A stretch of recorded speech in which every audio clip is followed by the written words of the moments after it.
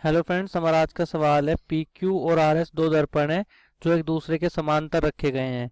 एक आपतन किरण incident ray और दर्पण पी क्यू से बी पर टकराती है और परिवर्तित किरण रिफ्लेक्टेड रे पथ बी सी पर चलकर दर्पण आर एस से सी पर टकराती है तथा पुनः सी डी के अनुदिश परिवर्तित हो जाती है।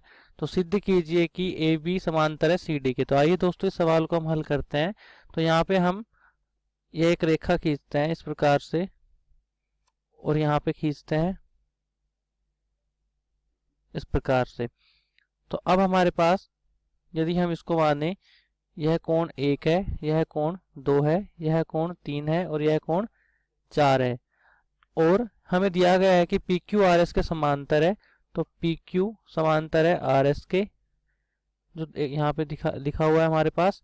तो यहाँ पे कोण 1 बराबर होगा कोण 2 के और कोण 3 बराबर होगा कोण 4 के। क्यों? क्योंकि हमने भौतिक में पढ़ा था, भौतिक विज्ञान में, कि आपतन किरण और परिवर्तित किरण, आपतन और परिवर्तित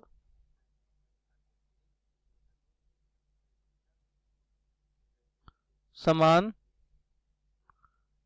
कोण बनाती है।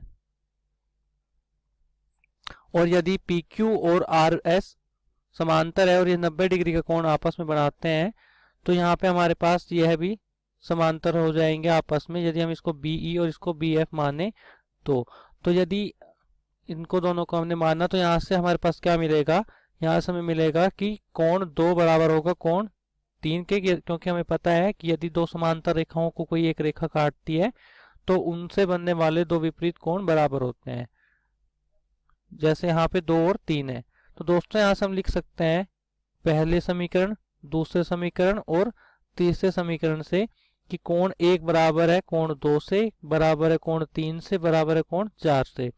और हम इसको इस प्रकार से भी लिख सकते हैं कि कोण 1 प्लस कोण 2 बराबर है कोण 3 प्लस कोण 4 से। और कोण 1 प्लस 2 हमारे पास कितना है? कोण 1 प्लस 2 हमारे पास है कोण ए बी सी और कोण 3 प्लस 4 हमारे पास है कोण बी सी डी, कोण बी सी डी। तो दोस्तों हमने यहाँ पे क्या सिद्ध कराया? अभी हमने यहाँ पे सिद्ध कराया है कि यह कोण ए बी सी बराबर है बी सी डी के। तो दोस्तों हम यहाँ से बोल सकते हैं कि यह दोनों बराबर हो गए। अब दोस्तों हम यहाँ पे क्या करना है कि हम यहाँ पे जो सर्वसम्मता होती है उसके हिसाब से उसके विपरीत सोचना है कि यदि हमें दिया होता कि यह दोनों लाइनें समांतर है तो क्या होता कि यह दोनों कोण बराबर होते, लेकिन अब हमें यह दोनों कोण बराबर मिल गए। तो इसका मतलब क्या होगा उसके विपरीत, कि हमें दी गई रेखा ए बी समांतर है सी डी के, क्योंकि यह ऊपर कोण जो हमें दिए गए हैं यह हमने बराबर सिद्ध कर दिए।